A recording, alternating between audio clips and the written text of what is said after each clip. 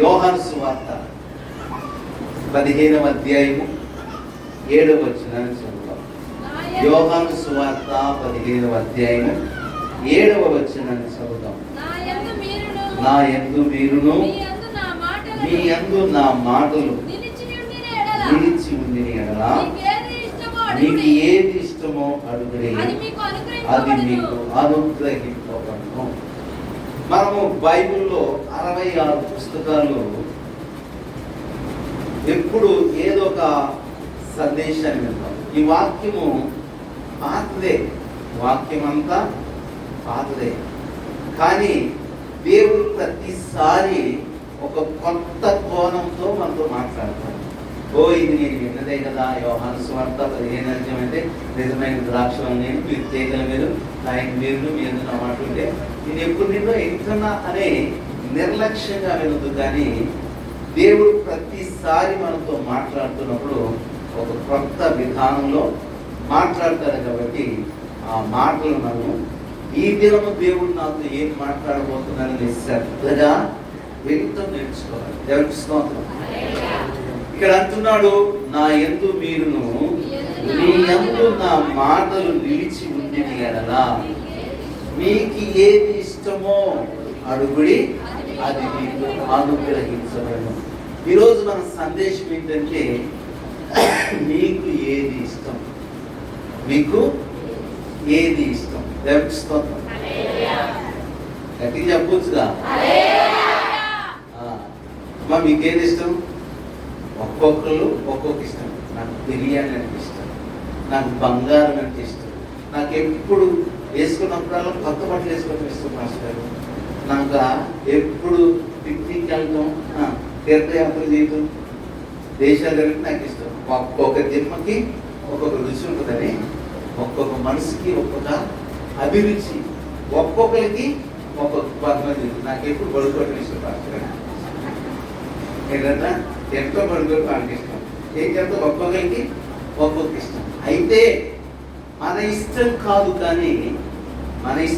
కానీ దేవుని ఇష్టం కూడా ఒకటి ఉంటుంది.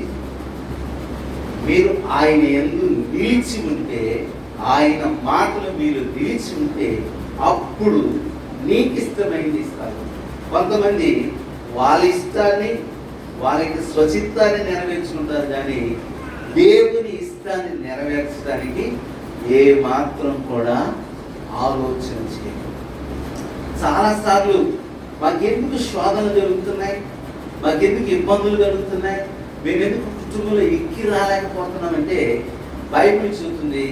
యెషయా గ్రంథము 66వ అధ్యాయము 4వ వచనంలో, నాకు ఇష్టమైన దాన్ని మీరు కోరుకోవట్లేదు కానీ మీకు ఇష్టమైన దాన్ని మీరు అనుసరిస్తున్నారని ప్రభు చెప్తున్నారు.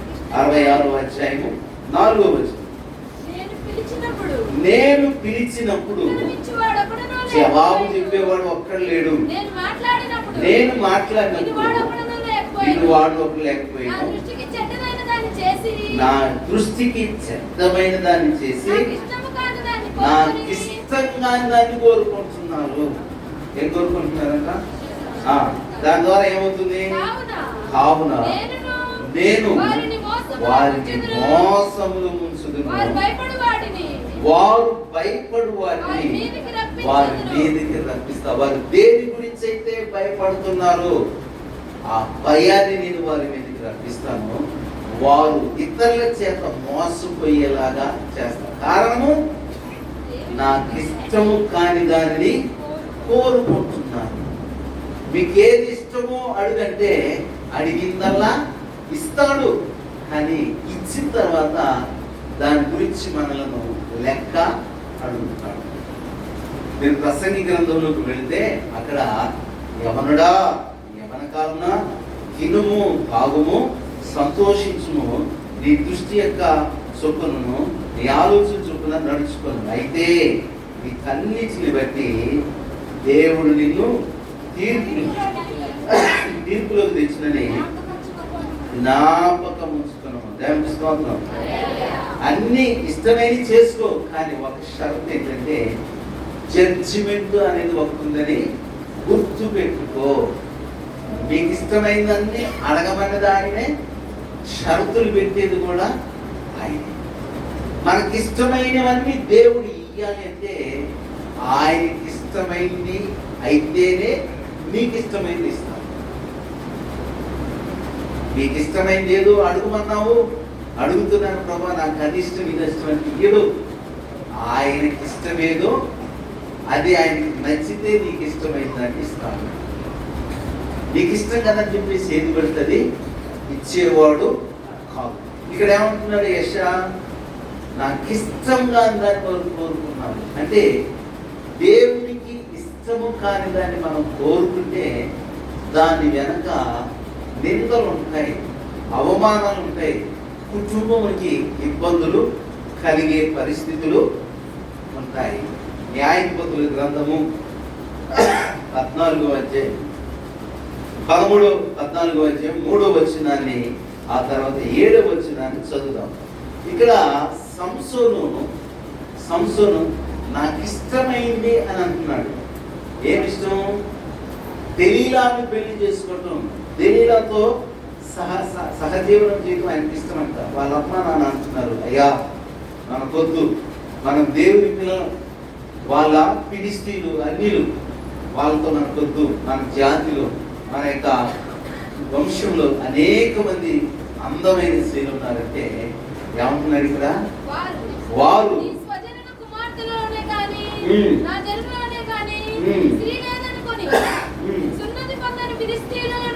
సున్నతి పొందని ఫిలిష్తీయుల నుండి కన్యకను తెచ్చుకొనుచున్నావా వెళుచున్నావని అని అతను అడిగి, అందుకు సంసోను ఆమె నాకు ఇష్టమైంది కనుక ఆమెను నా కొరకు తెప్పించమని చూడండి. ఇక్కడ వాళ్ళ నాన్నతో చెప్తున్నాడు ఆమె నాకు ఇష్టం. వాళ్ళ తల్లిదండ్రులు ఏమంటున్నాడు? అది దేవునికి ఇష్టం కాదు, వాళ్ళ అన్యజనులు, వారు ఫిలిష్తీయులు, లోకస్తులయ్యా, వద్దు కుమారుడా అంటే ఆమె నాకు ఇష్టం. ఎవరంట? దెలీలా సంసోనికి ఇష్టమైంది. ఇష్టపడి చేసుకుంటే ఏం జరిగింది? 7వ వచనం చదివి ముందుకంటాం. అక్కడికి వెళ్ళి ఇష్టం కలిగెను. కొంతకాలమైన తరువాత తిరిగి వెళ్ళుచుండగా సింహము కళేబరం చూచుటకై ఆ వైపు తిరిగినప్పుడు తేనెటీగల గుంపును కనపడగా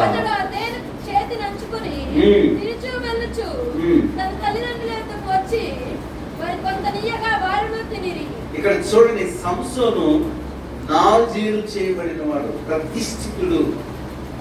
ప్రతిష్ఠితుడైనటువంటి సంసోను తనకిష్టమైన దాన్ని కోరుకొని ఒకటి అన్య స్త్రీని పెళ్లి చేసుకున్నాడు.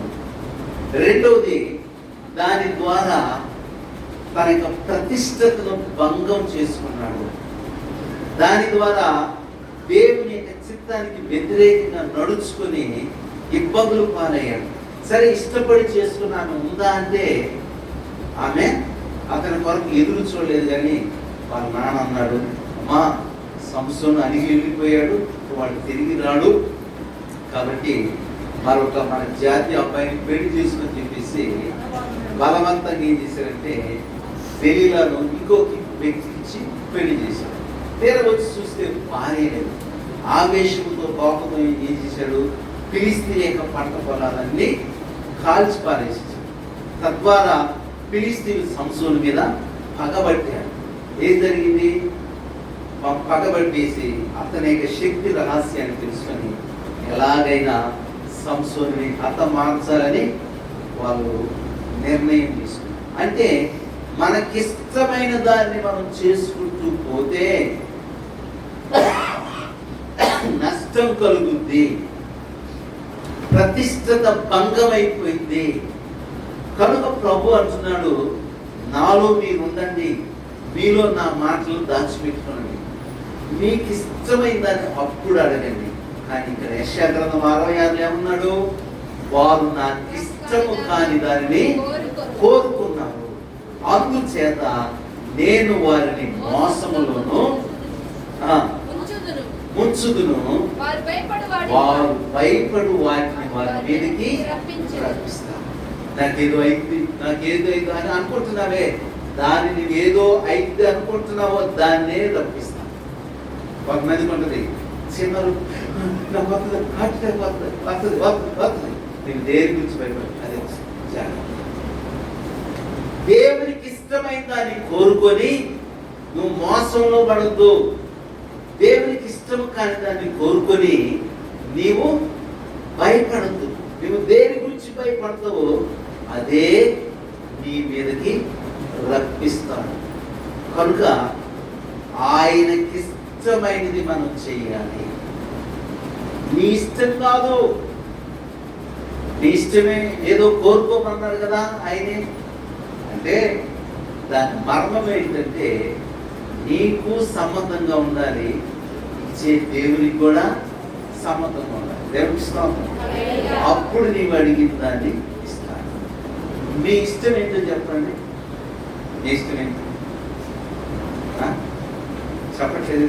నీకే ఇస్తాను లేవా ఉన్నాయి, కానీ బయటికి చెప్పడానికి మనం చేతి బాగోదేమని అన్నట్టుగా ఉంటున్నాను. ప్రతి వారికి ఏదో ఒక ఇష్టం ఉంటుంది. కానీ బైబిల్ గ్రంథంలో భక్తులకి ఏమి ఇష్టమో కొన్ని మాటలు నేను తెలియజేస్తాను. చూడండి, అది మనం కలిగి ఉంటే నువ్వు అడిగిన దాన్ని, నీకు ఇష్టమైన దాన్ని దేవుడు ఇస్తాడు. కీర్తన గ్రంథము 84వ కీర్తన 10వ వచనాన్ని చదువుదాం. 84వ కీర్తన 10వ వచనం. నీ ఆవరణములు ఒక్క దినము గడుపుట 1000 దినముల కంటే శ్రేష్టము. భక్తిహీనుల గుడారములలో నివసించుట కంటే నా దేవుని మందిర ద్వారమునొద్ద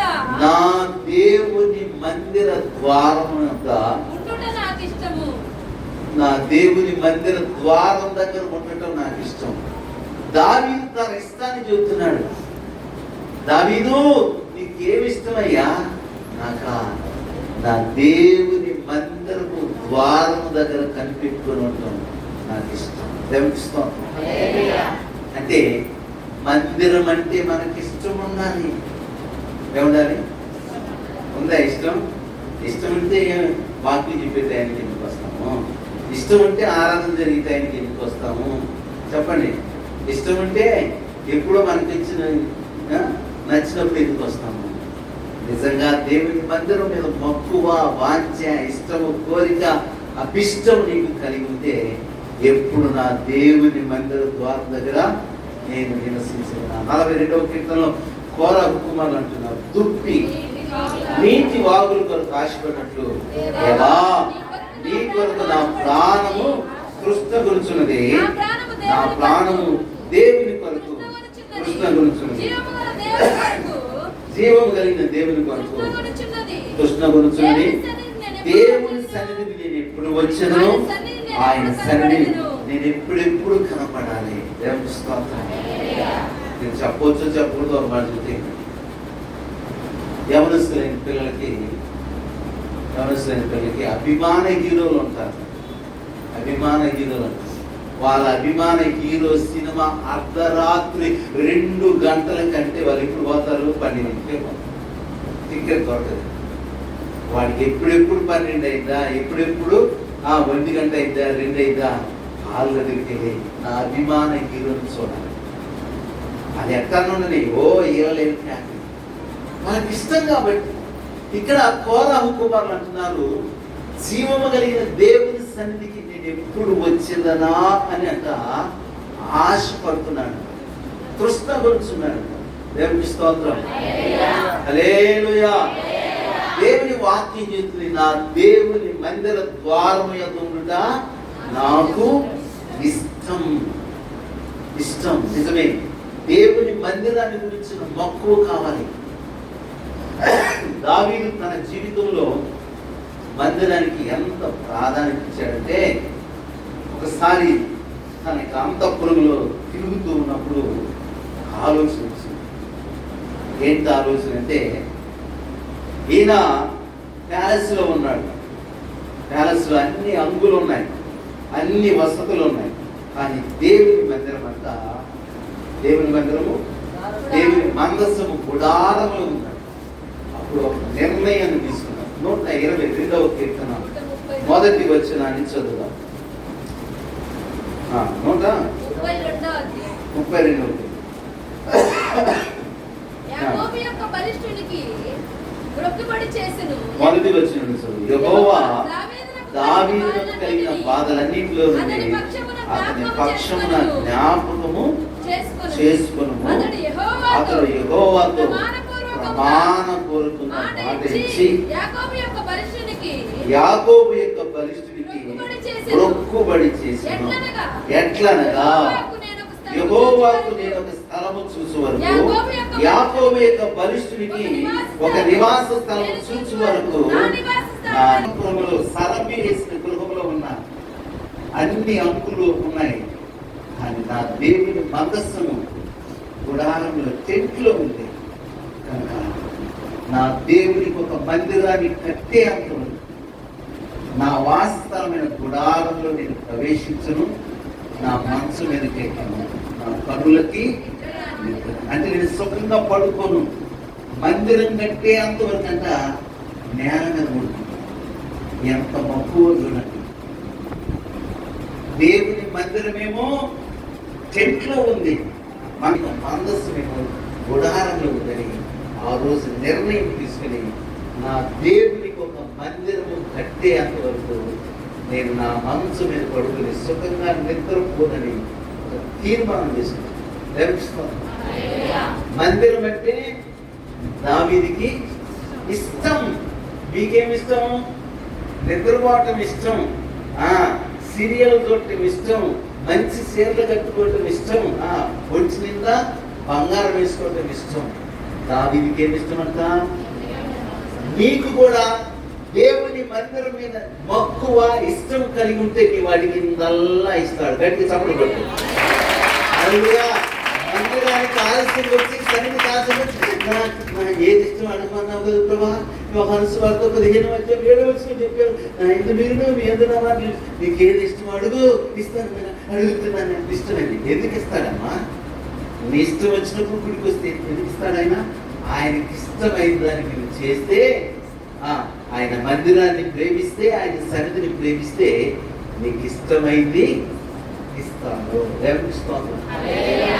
దావీదు ఒకటే కోరుకున్నాడు, జీవితకాలం అంతా నేను యెహోవా మందిరములో నివసింపగోరుచున్నాను. స్తోత్రం. హల్లెలూయా. ఎన్ని గంటలు మందిరంలో గడుపుతున్నాం? ఆదివారం ఆరాధన టైము 10:45 1 అంటేనే 12 వస్తున్నామే. 2-3 గంటలు గడపడానికి ఇష్టపడి నీవు నీ ఇష్టాన్ని ఎట్లా నెరవేరుస్తాడు అనుకుంటున్నావు? ఇష్టాన్ని ఎట్లా నెరవేరుస్తాడు అనుకుంటున్నావు? దావీదు అన్నాడు, అయ్యా నాకు వెండి వద్దు, బంగారం వద్దు, ఒకే ఒక వరం అడుగుతాను. ఏంటి దావీదు అంటే, నా బ్రతుకు దినములన్నీ నీ మందిరములో అంతే అడిగాడా? ఇంకేమన్నా అడిగాడా? ఇంకా అడిగాడు. నేనొక్కనే కాదు, దినవృత్తాంత గ్రంథం ఉంటుంది, నా సంతానము నా కుటుంబం అంతా కూడా నీ సన్నిధిలో నా కుటుంబాన్ని ఆశీర్వదించమని చదువుదామాట. నీ దాసుడునైన నా కుటుంబము నిత్యము నీ సన్నిధిని ఉండున. వారి యొక్క సొమ్ముగా నేను ఆశపడతలేదయ్యా. నీ మందిరంలో ఉండాలి, నాకు ఇష్టం. నా పిల్లలు నీ మందిరంలో ఉండాలి, ఇదే నా కోరిక. దేవునికి స్తోత్రం. హల్లెలూయా. కనుక దేవుని ఇష్టాన్ని, దేవునికి ఇష్టమైన దాన్ని అడిగితే ఆయన నీకు ఇష్టమైంది ఇస్తాడు. కనుక మందిరము దగ్గర కనిపెట్టు. నీవు ఒక నాయకుడివేనారా? మోషే ఒక నాయకుడేనా? నీకు మాట్లాడితే సరి చేత కాదు. వాళ్ళ బాబాయిలు వాళ్ళ బంధువులే వాళ్ళంతా. నువ్వు ఒక నాయకుడువా మా మీద అని సరిగారు బరిగారు ఎన్నెన్నో మాట్లాడినారు. మోషే దేవునికి భయపడి సాత్వికుడిగా దీనుడిగా ఉన్నాడు. విని విన్నట్టుగా సర్దుకుపోయాడు. మనం ఒక్క మాట అంటేనే వాస్తవం. ఎన్ని మాటలు చెవిని పడుతున్నా మోషే మౌనంగా ఉన్నాడు. కానీ మోషేను నాయకుడిగా నియమించిన దేవుడు ఊరుకున్నా. నేను అభిషేకించి, నేను ఎన్నుకొని, నేను ఏర్పాటు చేసిన నా సేవకుడైన మోషే మీద మీరు సనుగుతారని దేవుని ఉగ్రతను వారి మీదకి పంపించాడు. భూమి నెరయ విడిచి అభిరాము, దాతాను, కోరహ అనేటువంటి వారి సంతతిని 250 మంది మీదకి దేవుని ఉగ్రత వచ్చింది. వీరు వెళ్తుంటే అంట భూమి బద్దలుగా చీలిపోతుంది, భూకంపం వచ్చేస్తుంది. వారిని బెంగమని దేవుడు భూమికి ఆజ్ఞయించాడు. అలాంటి పరిస్థితుల్లో అందరూ పరిగెత్తుతూ ఉన్నప్పుడు ఈ కోరహు కుమారుడు మాత్రం పరిగెత్తి మందసమున్న దగ్గరికి, మందిరం దగ్గరికి వెళ్ళారు. దేవునికి స్తోత్రం. దేవుడి సన్నిధి దగ్గరికి వెళ్ళారు. అక్కడికి రాగానే, మందిరంలోకి రాగానే ఉగ్రత ఆగిపోయింది. కోరహు కుమారుడు మాత్రమే బ్రతికారు. మేము ఈరోజు బ్రతికి ఉన్నామంటే మా పెదనాయన, మా బాబాయిలు, మా తమ్ముళ్ళు, మా అక్కజీళ్ళు అందరూ కూడా చచ్చిపోయారు. మేము బతుకున్నామంటే దేవుడు మమ్మల్ని కనికరించాడని ఆ కృతజ్ఞత భావంతో అంట ఆ రోజు నుండి వారి మందిరంలో ఉండి దేవునికి సేవ చేస్తూ దేవుని యొక్క మందిరాన్ని గురించి అనేకమైన కీర్తనలు రాశారు. దేవునికి స్తోత్రం. హల్లెలూయా. కనుక మందిరం యొక్క విలువ తెలుసు కాబట్టి కోరహు కుమారుడికి, మందిరం యొక్క విలువ దావీదుకి తెలుసు కాబట్టి నీ మందిర ద్వారము దగ్గర ఉండటం నాకు ఇష్టం, అందరికి ఇష్టం. ఏంటి?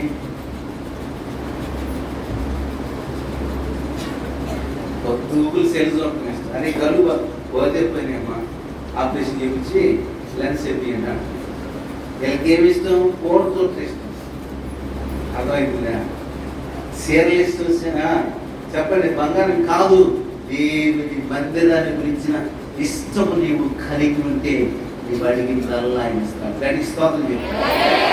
దేవుని మందిరం మీద ఇష్టం లేకుండా నీకు ఇష్టం వచ్చింది అడిగితే ఎంత మాత్రం కూడా ఇచ్చే ప్రసక్తి లేనే లేదు. అందుకంటున్నాడు, మీకేది ఇష్టమో అది అడగండి. మీరు అడిగింది నేను ఇవ్వాలంటే నాకు ఇష్టమైన దాన్ని మీరు. దావీదు అడిగిన ప్రతిదీ దేవుడు ఎందుకు ఇచ్చాడంటే ఆయన మందిరము మీద ఇష్టము కలిగిన వాడుగా ఉన్నాడు. దేవుడు స్తోత్రం. రెండో మాట చెప్తాను, మనకి ఏమి ఇష్టమై ఉండాలంటే ఆయన శాసనాలు ఇష్టంగా ఉండాలి.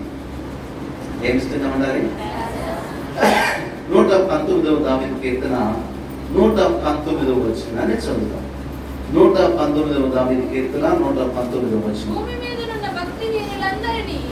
మీద ఉన్న భక్తిహీనులందరినీ కావున నీ శాసనములు నాకు ఇష్టమై ఉన్నది. ఏమి ఇష్టమంట? దేవుని శాసనము, దేవుని ఆజ్ఞలు, దేవుని కట్టడలు, దేవుని విధులను అనుసరించడానికి, వాటిని పాటించడానికి నాకు ఇష్టమై ఉన్నది. కొంతమందికి వాక్యం అస్సలు ఇష్టం ఉండదు. పాటలు అన్నట్టు చెవి కోసిన మేఘలాగా ఎన్ని పాటలైనా వింటారు, చెవులు పగిలిపోయేలాగా. వాక్యం అంటే అసలు ఒక ఆయన ఉన్నాడు, మీ పేరు చెప్పండి, పలానా ఆయన నుంచి పాట పాడతారంటే ఒక గంటసార్లాగా ఫీల్ అవుతుంది. ఆయన గంటసార్లాగా ఫీల్ అవుతాడు. కానీ వాక్యం చెప్పేటప్పటికి కారణాడు. నేనంటే ఇంకో చర్చికి వెళ్తాను, ఆడ పాట పాడతాను, నేను బతుకాలి. వాక్యం అంటే ఏమండి? దేవుని యొక్క వాక్యం చెప్తే నీ శాసనాలు నాకు ఇష్టమై ఉన్నాయి. మీరు ఎంతమందికి దేవుని వాక్యం అంటే ఇష్టం చెప్పండి? నేను ఎంతమంది అన్నది మీరు ఎత్తుతున్నారు, నేను ఎత్తానని మీరు ఎత్తుతున్నారు. నిజంగా నీకు దేవుని యొక్క వాక్యం ఇష్టమైతే, ఆయన శాసనం ఇష్టమైతే దేవుని యొక్క ఇష్టాన్ని నెరవేరుస్తాను. మీరు ఈ 119వ దావీదు కీర్తనలో 23 సార్లు శాసనము శాసనము శాసనం అనే మాటలు మీరు చూస్తారు. దేవునికి స్తోత్రం. ఎన్నిసార్లు? 23 సార్లు. రాత్రి నేను దావీదు ఎన్నిసార్లు దేవుని శాసనాల గురించి మాట్లాడాలని రాసి ఎక్కడైతే శాసనం ఉందో అక్కడ ఆ అంకె దగ్గర ఆ వచనం దగ్గర రౌండప్ చేస్తే నాకు 23 వచనాలలో ఆ మాట కనపడింది. దేవునికి స్తోత్రం. ఎందుకు మనకు శాసనం ఇష్టమంటే, ఇష్టంగా ఉండాలంటే ఆ శాసనం అంతా మన జీవితంలో ఆశ్చర్యమైన కార్యాలను జరిగిస్తుంది. ఇప్పుడు 129 వచనాన్ని చదువుతాం. నీ శాసనములు ఆశ్చర్యములు కావుననే నేను వాటిని గైకొనుచున్నాను. అంటే దేవుని శాసనము ఆశ్చర్యమైంది. వీటిని ఎప్పుడు మనము పాటించాలి, గైకొనాలి, అనుసరించాలి. దేవుని స్తోత్రం. ఈ శాసనం ఏం చేస్తుందంటే మనలను విశ్వాసంలో పరిపూర్ణులుగా చేస్తుంది. 138 వచనం. వీటిని బట్టి పూర్ణ విశ్వాసతను బట్టి ఈ శాసనములను నియమించితివి. దేవునికి స్తోత్రం. ఇంకా అక్కడ కింద వచ్చిన 144లో నీ శాసనములు శాశ్వతమైనవి, నీతి గలవి, నేను బ్రతుకున్నట్లు తెలివిని. దేవునికి స్తోత్రం. బ్రతకాలి అంటే శాసనాన్ని అనుసరించాలి. శాసనం. దేవునికి స్తోత్రం. దేవుని విధులు కట్టడలను పక్కన పెట్టేసి నా ఇష్టాన్ని నెరవేర్చు, నా కోరిక నెరవేర్చు, నా మనోభిష్టాన్ని నెరవేర్చు అంటే దేవుడిని అడిగిన దానికి జవాబు వాక్యం చెబుతుంది. ఆయన శాసనాలు మనకి ఇష్టమైనవిగా ఉండాలి. 111 వచనం. నీ శాసనములు నాకు హృదయానందకరములు, అవి నాకు నిత్య స్వాస్థ్యముగా భావిస్తున్నా. మన సొత్తు ఏంటంట? దేవుని వాక్యం, దేవుని శాసనము మన సొత్తు. దేవునికి స్తోత్రం. హృదయానికి ఆనందం కలుగు చేస్తుంది. కనుక ప్రియులారా దేవుని వాక్యం చేస్తుంది. ఇట్లా మీరు ఆ ఇంటికి వెళ్ళిన తర్వాత మీరు కూడా రౌండప్ చేసుకోండి. దేవుని శాసనం మనకి ఎట్లా ఉండాలంట? ఇష్టమైనదిగా ఉండాలి. ఈరోజు చాలా మందికి వాక్యం ఇష్టం లేదు, ధర్మశాస్త్రం ఇష్టం లేదు, వాక్య ప్రకారం నడవటానికి మనసు అసలు ఒప్పుకోదు. అందుకే మనం అడిగిన ఏంటో నీవు ఆయన శాసనాలను అనుసరించి నడుచుకోగలిగితే నీ మనోభిష్టాన్ని ఆయన నెరవేర్చుతాడు. దేవునికి స్తోత్రం. 79 వచనాన్ని చదవండి. నీ శాసనములను తెలుసుకుని వారును నా పక్షమునుగాక. దేవునికి స్తోత్రం. వారు దేవుని పక్షంగా ఉన్న వ్యక్తి ఎప్పుడు దేవుని శాసనాల్ని అనుసరిస్తాడు.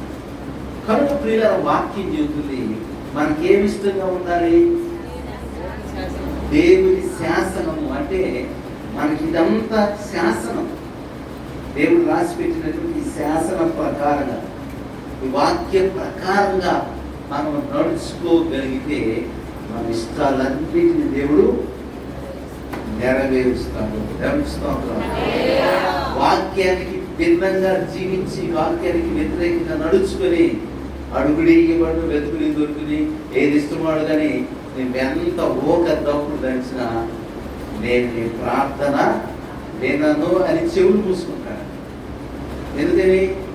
శాసనాన్ని అనుసరించకుండా, శాసనాన్ని హృదయంలో భద్రపరుచుకోకుండా ఓక దప్పుడు ప్రార్థన చేస్తే నో యూజ్, ప్రయోజనం ఏమీ లేదు. కాబట్టి నీ ఇష్టం నెరవేరాలంటే ఏం చేయాలి? ఒకటి, దేవుని మందిరాన్ని పిలిచినటువంటి ఇష్టము నీవు కలిగిన వాడిగా ఉండాలి. రెండవది, ఆయన శాసనాలను నీవు ఇష్టంగా ఆచరించాలి, గైకొనాలి. 99వ వచనంలో, 22వ వచనంలో, 125వ వచనంలో ఇట్లా చాలా మాటలు ఉన్నాయి తర్వాత. కాబట్టి మనము ఎప్పుడు కూడా వాక్యము మీదనే కట్టబడాలి, వాక్యము మీదనే, శాస్త్రము మీదనే ముందుకు వెళ్ళాలి. స్తోత్రం. అలా చేసిన నాడు నీకు ఇష్టమైన దాన్ని అడిగిన దాన్ని దేవుడు నీకు ఇవ్వడానికి ఏ మాత్రము కూడా వెనుకాడడు. మూడో మాట చూద్దాం. మూడో మాట, మనకి ఏమి ఇష్టంగా ఉండాలంటే దేవుని వాక్యం గురించి, దేవుని గురించిన జ్ఞానము నాకు ఇష్టము. ఏ జ్ఞానం అంట? చూడండి, హోషేయ గ్రంథం 6వ అధ్యాయం 6వ వచనం. దానియేలు గ్రంథం పక్కన ఉంటుంది. హోషేయ గ్రంథము 6వ అధ్యాయము 6వ వచనాన్ని నేను బలిని కోరను కానీ కనికరమునే కోరుచున్నాను, దహన బలుల కంటే దేవుని గురించిన జ్ఞానము ఇష్టమైనది. ఏమి నీకు ఇష్టంగా ఉండాలి? దేవుని గురించి. అంటే దైవజనుల నుండి దేవుడు ఏ మర్మాలు మాట్లాడతాడు, ఆయన ఏ సందేశాన్ని ఇస్తాడని ఆ దేవుని గురించి తెలుసుకోవడానికి నీవు ఇష్టం కలిగి ఉండాలి. ఇక్కడ దేవుడు బలిని కోరట్లేదంట. బలులు కాదు ఆయనకి ఇష్టమైనవి, నైవేద్యములు కాదు ఆయనకి ఇష్టమైనవి. దేవుని గురించిన జ్ఞానము నాకు ఇష్టమైనవి. ఈరోజు కుటుంబాలు, ఈరోజు ఆధ్యాత్మిక జీవితము బలహీనమైపోవడానికి గల కారణం ఏంటంటే దేవుని గురించిన జ్ఞానము సంపాదించుకోకపోవడం వలనే అనేక కుటుంబాలు పాడైపోతున్నాయి. దీనిదే హోషేయ గ్రంథము 14వ అధ్యాయము 1వ వచనాన్ని చదివితే, ఇశ్రాయేలు నీ పాపము చేత నీవు కూలితివి గనుక నీ దేవుడైన యెహోవా తట్టుకు తిరుగు. ఎందుకు కూలిపోతున్నామంటే దేవుని గురించి జ్ఞానం లేక పాపములో పడిపోయి కుటుంబాలు కూలిపోతున్నాయి. విశ్వాస జీవితము బలహీనమైపోతుంది. కాబట్టి మనలో ప్రతి వారికి ఏం కావాలి? దేవుని గురించిన జ్ఞానము కావాలి. అనేకుల్లో ఈరోజు దేవుని గురించిన జ్ఞానము లేదు. వెండి కంటే కూడా, అపరంజి కంటే కూడా దేవుని గురించిన జ్ఞానము చాలా శ్రేష్టమైనది వాక్యం చెబుతుంది. సామెతల గ్రంథము 3వ అధ్యాయం 14-15 వచనాలు చదవాలి. సామెతల గ్రంథం, వెండిని సంపాదించుట జ్ఞానము సంపాదించుట అపరంజిని సంపాదించుట జ్ఞాన లాభము నొందుట మేలు. నిజంగా ఈరోజు ఏం సంపాదించుకోవడానికి ప్రయాసపడుతున్నాము? పొద్దున్న లేచిన దగ్గర పని పని పని, డబ్బు డబ్బు డబ్బు డబ్బు. దేవుడిచ్చిన వాటితో తృప్తి చెందట్ల ప్రయాసపడతాను. వెండి సంపాదించుకోవడానికి, బంగారం సంపాదించుకోవడానికి. అపరంజి అంటే బంగారం అదేనా? పసిది, వెండి, బంగారము, కొత్తడి, ఇట్లా చాలా పర్యాయ పదాలు. బంగారం సంపాదించుకోవడానికి, వెండి సంపాదించుకోవడానికి ప్రయాస పడుతున్నారు. కానీ దేవుని గురించిన జ్ఞానం అలాగే అంతకు ఒక సింపుల్ మాట చెప్తాను. ఈ ఫోన్లో నాకు చాలా అసలు ఏం యూట్యూబ్ మాకు మిగతా ఏం తెలుసు దీని గురించి జ్ఞానం లేదు. అండ్ బైబిల్ గురించిన జ్ఞానం. మీరు చాలా మందికి బైబిల్ గురించిన జ్ఞానం లేదు. తీర్పు పత్రిక అని చెప్పి అడుగుతారు. తీర్పు పత్రిక ఇండక్షన్కి వెళ్ళి కొత్త నిబంధన ఉందా, పాత నిబంధన ఉందా? కానీ మీకు పలానా యాప్ ఓపెన్ చేయమంటే చెప్పేసి ఆర్డర్ చేస్తాం. కారణం దీని గురించినటువంటి జ్ఞానం మీకు ఉంది, కానీ బైబిల్ గురించిన జ్ఞానం, ఈ జ్ఞానము నిరర్ధకమైంది. ఈ జ్ఞానము ఆశీర్వాదకరం. అందుకే సొలొమోను అంటున్నాడు, వెండి సంపాదించడం కంటే, అపరంజి సంపాదించడం కంటే దేవుని గురించిన జ్ఞానాన్ని సంపాదించుకోవాలి. దేవునికి స్తోత్రం. ఇదే సొలొమోను అంటాడు, యెహోవా ఆత్మ జ్ఞాన వివేచనలకు ఆధారము ఆత్మ. జ్ఞానం కావాలి ఈరోజు మనిషికి. దేవుని గురించిన జ్ఞానము సంపాదించుకుందాము రండి. జ్ఞానము సంత వీధులలో కేకలు వేస్తుంది. సామెతల గ్రంథం అంతా జ్ఞానం జ్ఞానం జ్ఞానం అని యేసు ప్రభువు గురించి మాట్లాడాడు సొలొమోను. దైవ జ్ఞానాన్ని సంపాదించుకోవాలని లోక జ్ఞానం మనకంత ప్రయోజనకరం కాదు. అది కొంత మటుకే ప్రయోజనకరం. కనుక ఏం సంపాదించుకోవాలంటే మనం దేవుని గురించిన జ్ఞానము సంపాదించుకోవాలి. నిజమే, చాలా మందికి దేవుడు అంటే ఏమనుకుంటున్నారంటే ప్రార్థన చేసుకుంటే రోగాలు లభిస్తారు, ప్రార్థన చేసుకుంటే అమ్మాయికి మంచి భర్తలు వస్తారు, వాళ్ళు మంచి కొడుకు కోడలు వస్తారు, మంచి ఇల్లు కట్టుకుంటాం, వ్యాపారం బాగా జరుగుతుంది, అప్పులన్నీ పోతాయి. చెప్పరేమమ్మా రోగాలు దొరుకుతాయి. చెప్పండి, మంచి ఇల్లు కట్టుకుంటాం.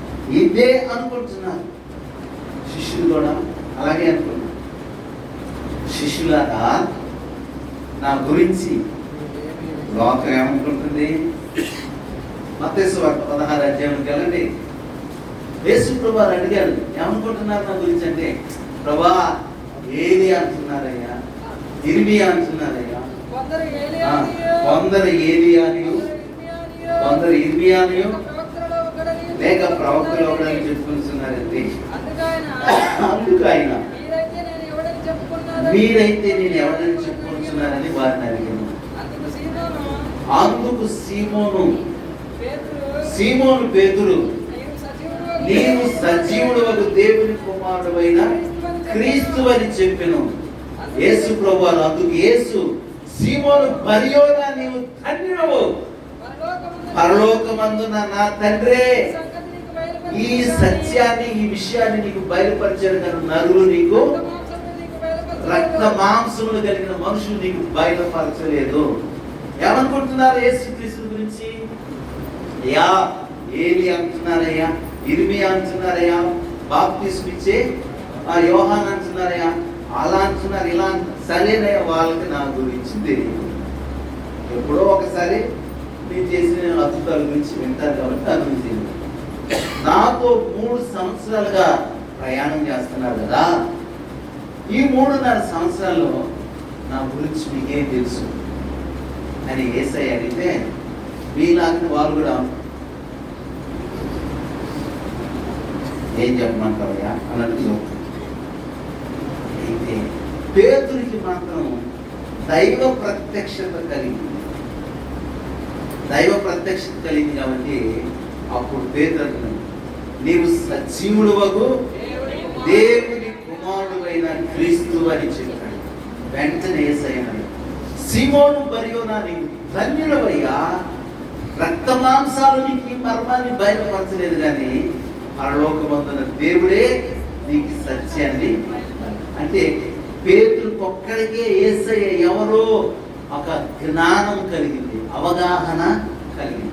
ఈరోజు మనం కూడా ఆయన నమ్ముకున్నాం, కానీ ఆయన గురించిన జ్ఞానం మనకు లేదు, ఆయన గురించిన అవగాహన మనకి లేదు.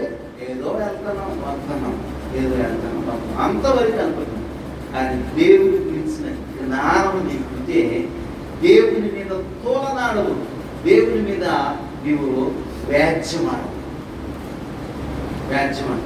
యోబుకి తెలుసు దేవుడు ఎవరు, యోబుకి తెలుసు.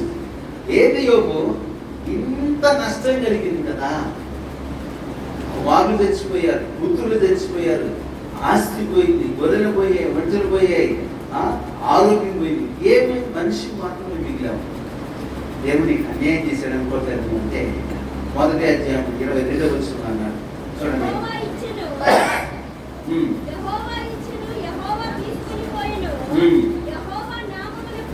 22వ వచనం, ఈ సంగతులలో ఏ విషయమందును యోబు ఏ పాపము చేయలేదు. దేవుడు అన్యాయము చేసినని చెప్పలేదు. దేవుడికి స్తోత్రం. లేదు, నేను ఇంత కాలము భక్తి చేసి నష్టం జరగగానే నా దేవుని మీద నేరాలు మోపుతానా, నా దేవుణ్ణి తోలనాన్ని మాట్లాడతానా? నా దేవుడు ఏంటో, ఆయన సామర్థ్యం ఏంటో, ఆయన శక్తి ఏంటో, ఆయన ఔన్నత్యం ఏంటో, ఆయన బాహుబలం ఏంటో, ఆయనకున్నటువంటి అధికారం ఏంటో నాకు బాగా తెలుసు. కాబట్టి మీరు తొందరపడి అంటున్నారు, కానీ మీరు తొందరపడిన దేవుణ్ణి తృణీకరించండి. ఎందుకంటే ఆయన ఎవరో నాకు తెలుసు, ఆయనకున్న శక్తి సామర్థ్యాలతో నాకు తెలుసు. దేవుని గురించిన ఒక జ్ఞానాన్ని, అవగాహన కలిగి ఉన్నాడు కాబట్టి యోబు తోలనాడి మాట్లాడాలి. మనమైతేనా నా ఏదో ఏం చేశారులే పాడతారు, మా ఆయన బతికించవచ్చుగా, నేను దేవుడు నొప్పుకుంటూ బతికిస్తారమ్మా. తాగి తాగి చేతులు పాకలాడి అర్ధరాత్రి మేలుగురిని పాపాలు చేస్తే దేవుడు పాపానికి వాడి కనుక వాడు దాస్తాడు. దేవుడు ఎక్కడ కాపాడుతాడు? దేవుడు ఎప్పుడు కాపాడాలో, ఎవరికి మేలు చేయాలో, ఎవరిని ఆదుకోవాలో ఆయనకు బాగా తెలుసు. నీవు ఉండవలసిన స్థితిలో నీవు ఉంటే నీకు సహాయం చేస్తాడు. ఎంత నష్టం జరిగినా కనీసం నోటి మాటతోనన్నా దుర్భాషలాగా 34:10 యోబు గ్రంథంలో ఏమన్నాడు?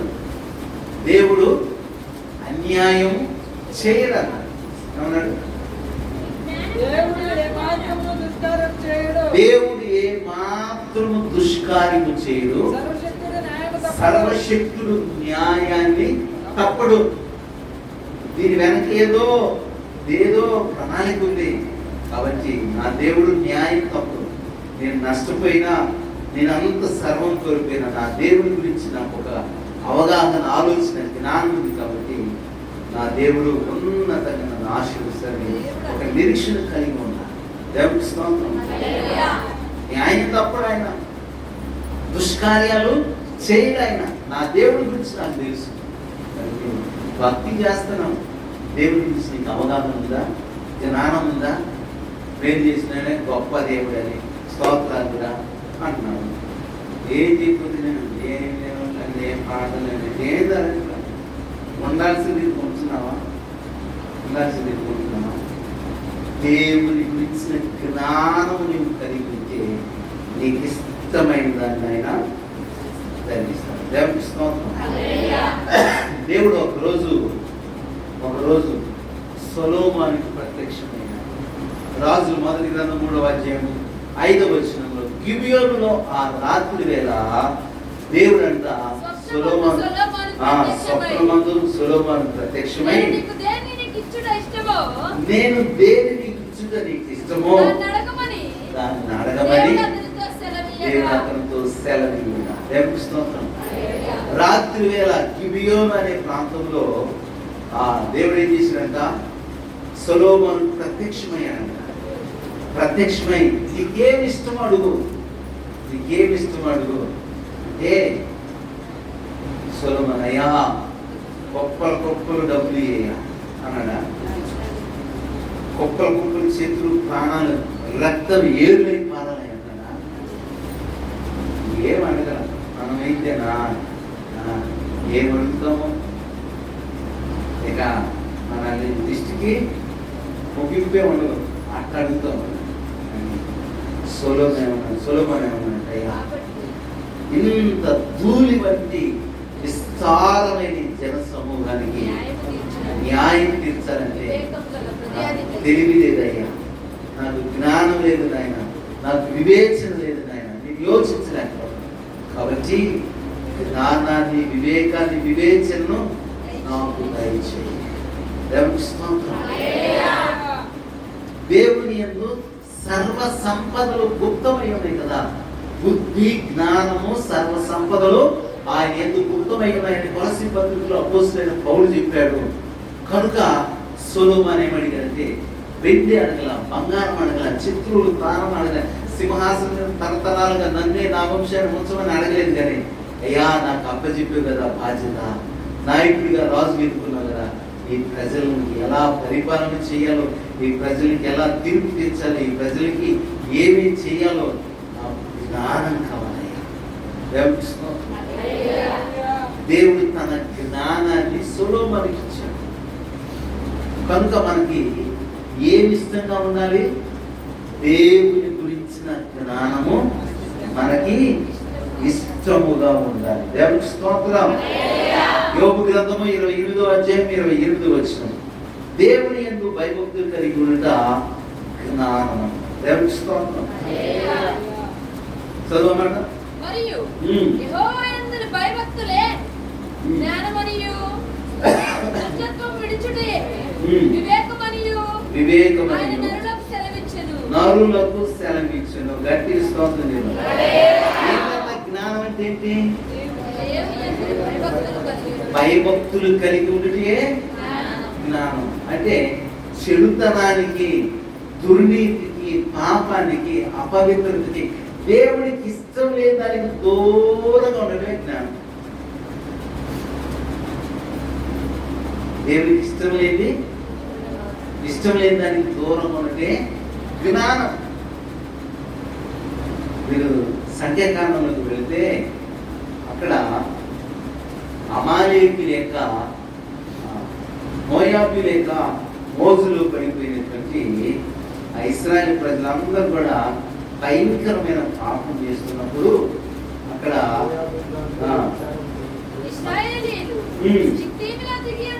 దిగి ఉండగా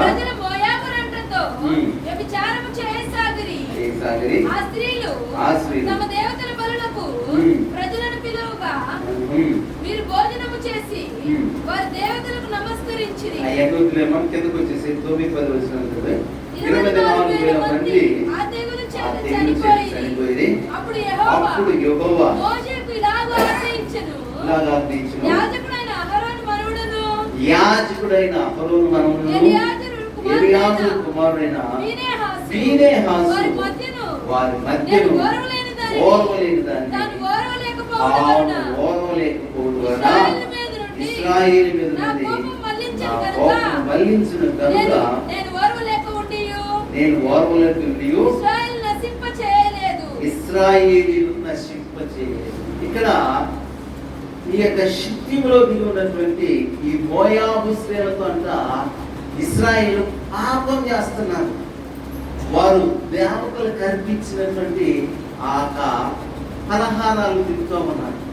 ఇది దేవునికి ఇష్టం లేదు.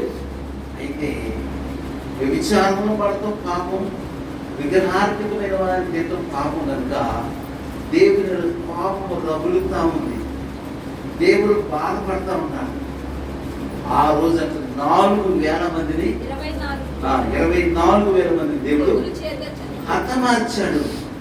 అయితే ఆ తెగులు ఆగిపోవడం కోసం ఫీనెహాసు ఏం చేశారంటే వ్యభిచారం చేస్తున్న వారిని కనుగొని స్త్రీ పురుషులు ఇద్దరికంట ఒక ఈటి విసురు పొడిస్తే యువతల నుండి అవతలికి దిగిపోయిందంట. ఎప్పుడైతే ఆ పాపం చేసి వాళ్ళని చంపేశాడు ఫీనెహాసు, వెంటనే తెగులు ఆగిపోయింది. అంటే దేవుడు దేన్ని వారలేకపోతున్నాడు? వ్యభిచారాన్ని వారలేకపోతున్నాడు, చెడుతనాన్ని వారలేకపోతున్నాడు, ఇంకా అపవిత్రమైనటువంటి అర్పణలను ఆయన వారలేకపోతున్నాడు. అదే మనస్సు, అదే ఆలోచన, అదే వైరాగ్యము ఫీనెహాసులో ఉంది. అందుకంటున్నాడు నేను ఓర్వలేని దాన్ని అతడు కూడా ఓర్వలేకపోయాడు. దేవుని స్తోత్రం. దేవుని జ్ఞానాన్ని కలిగి ఉన్నాడు కనుక ఫీనెహాసు అలా చేయగలిగాడు.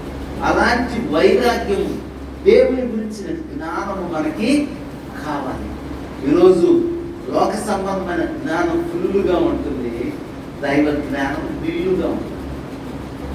అదే చాలా నష్టాన్ని కలుగుతుంది. కనుక యెహోవా యందలి భయభక్తులు కలిగి ఉండుట జ్ఞానమనియు.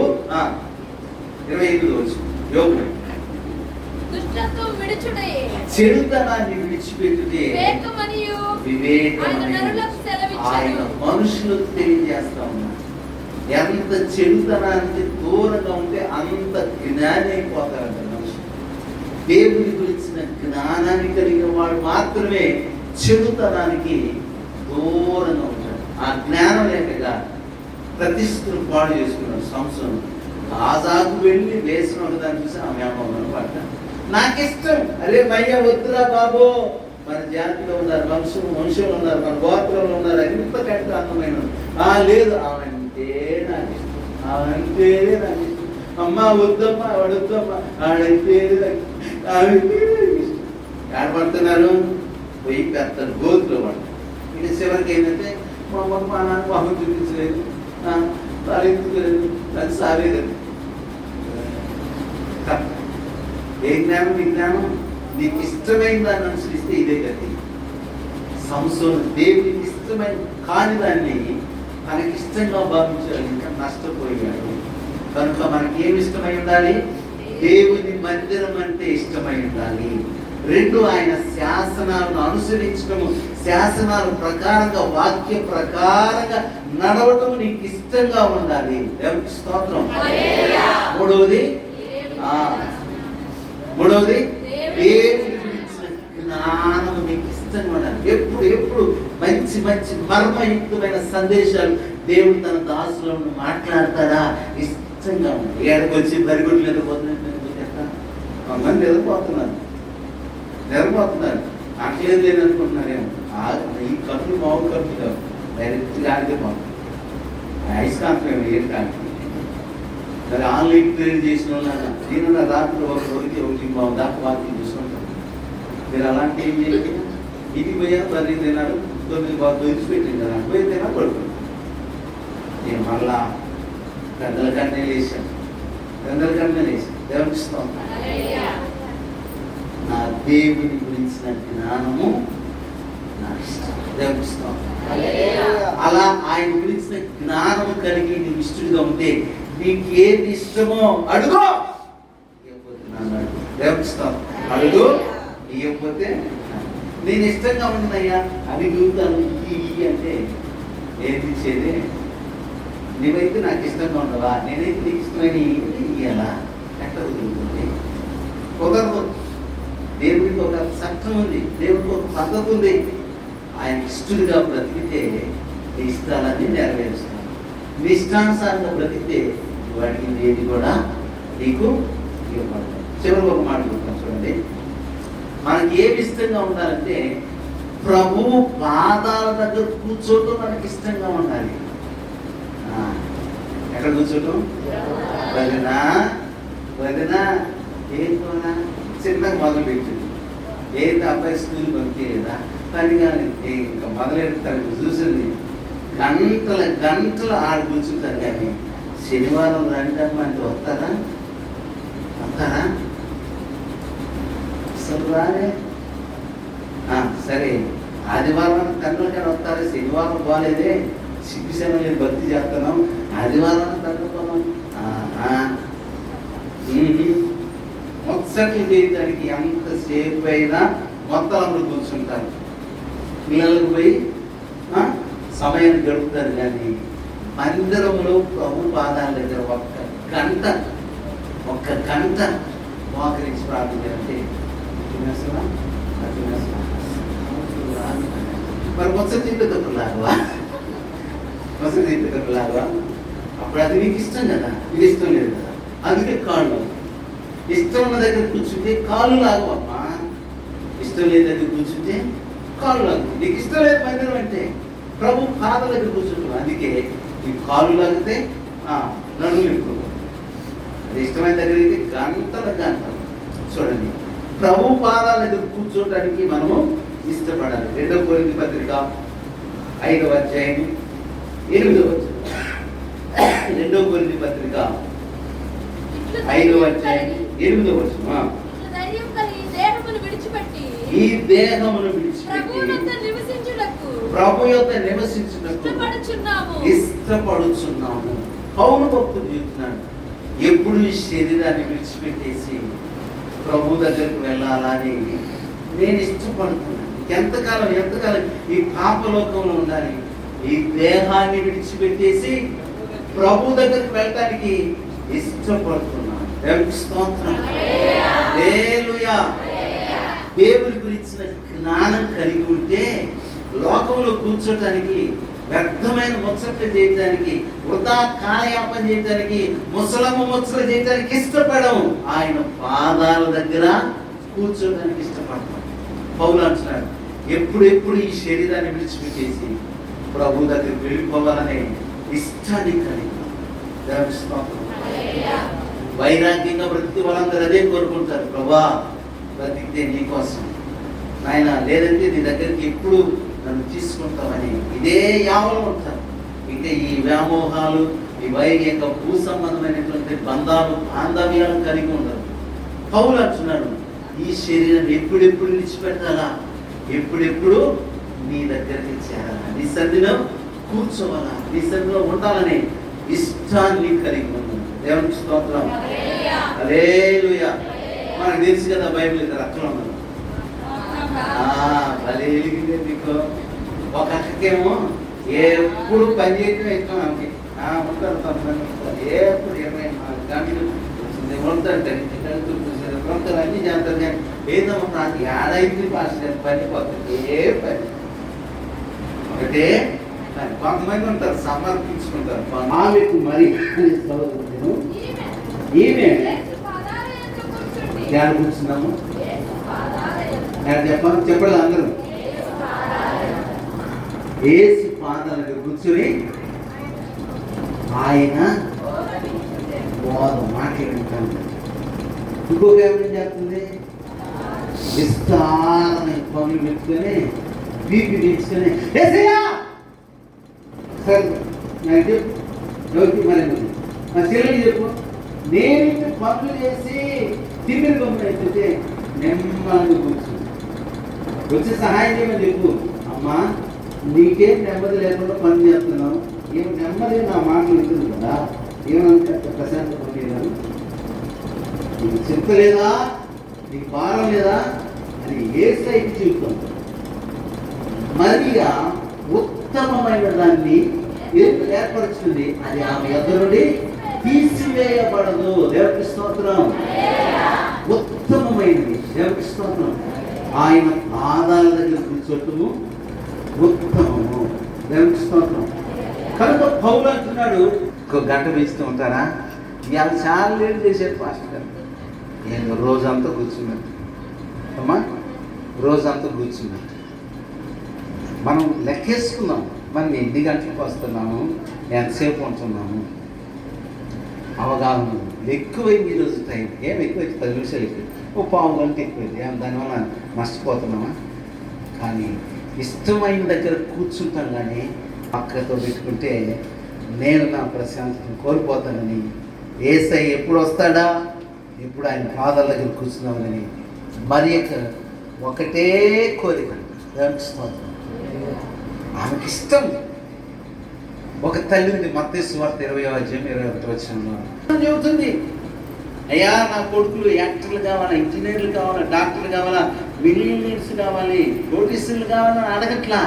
నా 2 పిల్లలు, ఒకడు నీ కుడి వైపున, ఇంకొకడు నీ ఎడమ వైపున నీ రాజ్యంలో ఉంటే నాకు అంతే చాలు. గట్టి స్తోత్రం చేద్దాం. నిజమైన భక్తి భావాలు జరిగిన కాదు. నేను నిజంగా నీ పిల్లలు ఎక్కడ ఉండాలని కోరుకోవాలి, అది నేను ఇష్టంగా అడగాలి. తల్లి చాలా ఇష్టంగా అడుగుతుంది, అయ్యా నీ రాజ్యంలో ఉంటే నాకు అంతే అంతే గమనిస్తాం. ఎందుకని ఇక్కడే ఉన్నాయి కదా, ఏంటి సర్వ సంపద. గమనిస్తాం. ఆయన దగ్గరే ఉన్నాయి, సర్వ సంపదలు ఉన్నాయి. సర్వ సంపద దగ్గర ఉన్న దగ్గర కూర్చోబెట్టు. ఎక్కడ లోపల ఆయన కూర్చోబెడతాం కొడుకులు.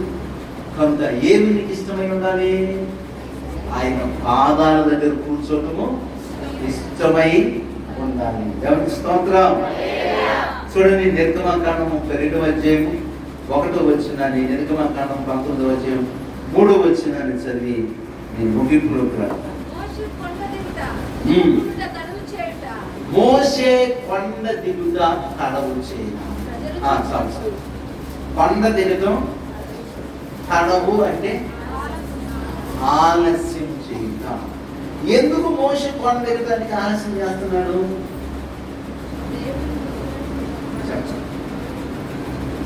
ఎందుకు మోషే కొండ దిగటానికి ఆలస్యం చేస్తున్నాడు? దేవుని విడిచిపెట్టి రావడానికి ఆయనకు మనసు రాట్లా. మన మీద ఎవరున్నారు? దేవుడు ఉన్నాడు, ప్రభు ఉన్నాడు. కనుక ప్రభువుని విడిచిపెట్టి దిగి రావడానికి మోషేకి ఏమాత్రం ఇష్టం లేదు. గుడికి రావడానికి ఏమాత్రం మీకు ఇష్టం లేదు. కాబట్టి వెళ్దాంలే అప్పుడైనా పాటలు పాడతారు, వాళ్ళ పాటలు మనకి నిలబడుతుంది. ఆరాధన పోదాం, ఆరాధన కాదులే వాక్యానికి పోదాం, వెళ్దాంలే కాదు, మీకు ఇష్టం లేదు. కానీ మోషేకి దేవుడితో ఇష్టం కాబట్టి వెళ్ళు, కిందకి వెళ్ళని ప్రభు అన్న ఏమాత్రం అప్పుడే బాగుంటావయ్యా, అప్పుడే బాగుంటావా, వెళ్తాలని ఆలస్యం చేస్తాను. అంటే దేవుని దగ్గర గడపడానికి ఇష్టపడుతున్నాను కానీ కొండ దిగి దాటానికి ఇష్టపడతాను. దేవుడికి స్తోత్రం. అందుకు ఆలస్యం చేశాను. అప్పుడే పోమంటావు ప్రభా, నీకు ఇష్టమైన చుట్టాలు వచ్చారు, అప్పుడు వచ్చాడు, అప్పుడే పోతావా, సాయంత్రం దాకా ఇష్టమైన వాళ్ళు వదిలిపెట్టాలంటే కష్టం. దేవుడికి కూడా దేవుడిని విడిచిపెట్టడం కూడా మోసేకి కష్టంగా ఉంది. అది వెళ్తాలే ప్రభా, నిర్లక్ష్యం చేస్తున్నాను, ఆలస్యం చేస్తున్నాను, తాడవులు చేసి.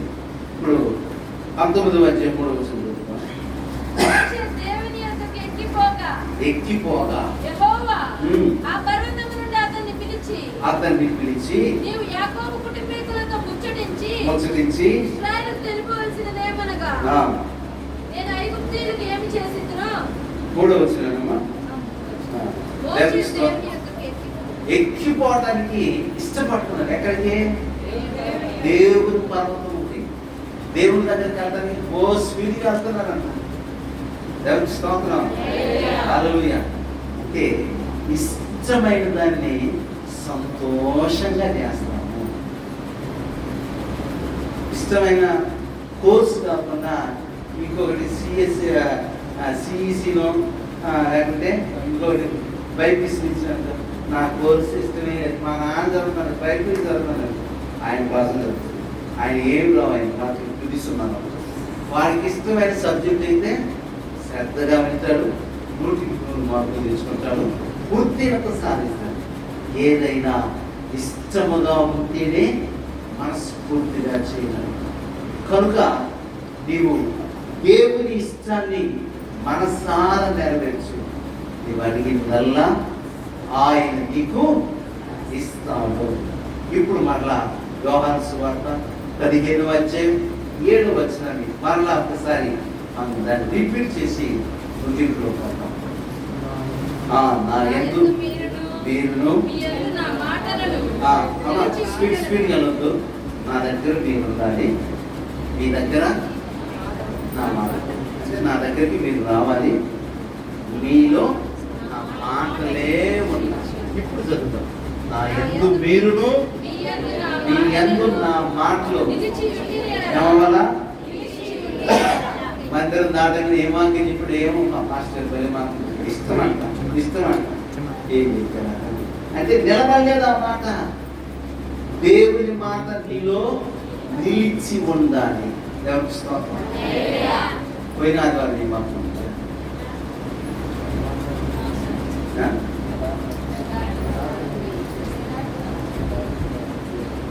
చెప్పండి. ఎవరికి మేలు చేస్తాడు? యథార్థవంతుడు 2 3 తక్కువ మిగిలిన వాళ్ళు ఏ చెప్తే మాకు అయితే చెప్పాలనుకుంటుందా నాకు చదువుతున్నాను. యథార్థ హృదయం. దేవునికి స్తోత్రం. అంటే మన హృదయంలో నాటుకుపోతే అది నిలిచి ఉంటుంది. ప్రభు అంటున్నాడు, నా దగ్గర రావటమే కాదమ్మా, మీలో నా మాట నిలబడాలి. మందిరం దాటిన తర్వాత పోయినట్టు తిరిగితే ఉపయోగం లేదు కదా. నా యందు మీరుండాలి, మీలో నా మాటలు నిలిచి ఉంటే అప్పుడు మీకు ఏది ఇష్టమో అడగండి, అది ఇస్తాను. మీకు ఇష్టమైన దాన్ని ఇయ్యను, అది నాకు ఇష్టంగా ఉంటే. దేవునికి స్తోత్రం. అందుకే ఆయన చిత్తానుసారంగా మనం ఏమి అడిగినను ఆయన మన మనవి ఆలకించునన్నది అని 1 యోహాను పత్రిక 3వ అధ్యాయంలో దేవుని వాక్యం. మరియు మనం ఆయన ఆజ్ఞలను గైకొనుచు ఆయన దృష్టికి ఇష్టమైనవి చేయుచున్నాము గనుక ఆయన దృష్టికి ఇష్టమైనవి చేయుచున్నాము. మనం ఏమి అడిగినను అది ఆయన వలన మనకు దొరుకును. అది ఆయన వలన మనకు దొరుకును. దేవునికి స్తోత్రం. ఎప్పుడు దొరుకుతుందంట? ఆయన దృష్టికి ఇష్టమైనవి చేయుచున్నాము గనుక. దేవుని దృష్టికి ఇష్టమైన దాన్ని నీవు చెయ్యి, అప్పుడు నీవు అడిగింది ఆయన నీకు ఇస్తాడు. ఏమి ఇష్టంగా ఉండాలి మనకి?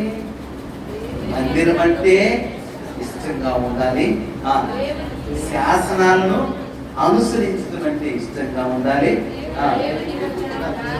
దేవుని గురించిన జ్ఞానము మనకి ఇష్టంగా సంపాదించుకోవాలి. నాలుగోది, ఆయన ఆధారం దగ్గర కూర్చోడానికి ఎప్పుడు ఇష్టపడాలి. ఎవరికి ఇష్టం? ఇలా నువ్వు చేయగలిగితే నీకు ఇష్టమైన దాన్ని దేవుడు ఇవ్వటానికి వెనుకాడను. ఇప్పుడు చెప్పండి, మీకు ఏది ఇష్టం? ఏది ఇష్టం? నువ్వు దేవుడికి చెప్పు, నాకు చెప్పాల్సిన పని లేదు. అయ్యా నాకు పలానా ఇష్టం, అదే అలాగా నా మందిరమును ఇష్టంగా ప్రేమించు, నా శాసనాన్ని ఇష్టంగా అనుసరించు, ఇంకా నా సన్నిధిలో జ్ఞానంగా నడుచుకోండి. ఇంకా నాలుగు, నన్ను గురించినటువంటి నా పాద దగ్గర సమయం గడపాలన్న ఆశయం కలిగి నువ్వు అడిగింది నేను ఏమైతే అప్పుడు నన్ను ఏంటి ప్రభా ఇలా చేశామని ప్రశ్నించు. గమనిస్తాం. అలా మనము చేయాలి. అప్పుడే నీకు ఇష్టమైన దేవుడు ఇస్తాడు. అలా కాకుండా నాకేమి ఇట్లా ఏం చేస్తున్నాను వెనకొచ్చి ఆయన ఇష్టమైతే నెరవేర్చవు. కానీ ఇట్లా చెప్పు, మీకు అర్థం కాలేదు కదా. ఒక మాట, మీకు మీ ఆయన అడిగి నల్ల కొనిపించాలంటే ఏం చేయాలి చెప్పండి. ఆయనకి ఎట్లా ఉండటం ఇష్టమో, ఏ చీర కట్టుకోవటం ఇష్టమో, ఎట్లా ఉండటం ఇష్టమో అట్లా ఉంటే వాడికి నల్లిస్తారు. ఆయన చెప్పిన పని చేయకుండా ఎత్తి పొగలేసాడు వాడికి నల్లిస్తారా? అమ్మాయి చెప్పింది చేయలేనంత అన్నీ అంటారా? అలాగే దేవుడు కూడా అంటే ఆయనకి మనం ఇష్టమైనది చేయగలిగితే నువ్వు అడిగిన ఇష్టమైన వాటిని ఆయన ఇస్తాను. నీకు నచ్చినట్లుగా నువ్వు నడుచుకుంటే నాకు ఇల్లేదని నేరాలు మాత్రం కట్టుకోతుంది. కనుక ఈ మధ్యాహ్న కాలం వేళలో ప్రభుకి ఇష్టమైంది ప్రభు దగ్గర నుండి పొందుకున్నట్లు మనకి ఇష్టమైన దాన్ని ప్రభుని అడుగుదాం. ప్రభు ఈ మాటలు మన వీటిలో ఆశీర్వదించి పవిత్రపరచుకుంటారు. ప్రార్థన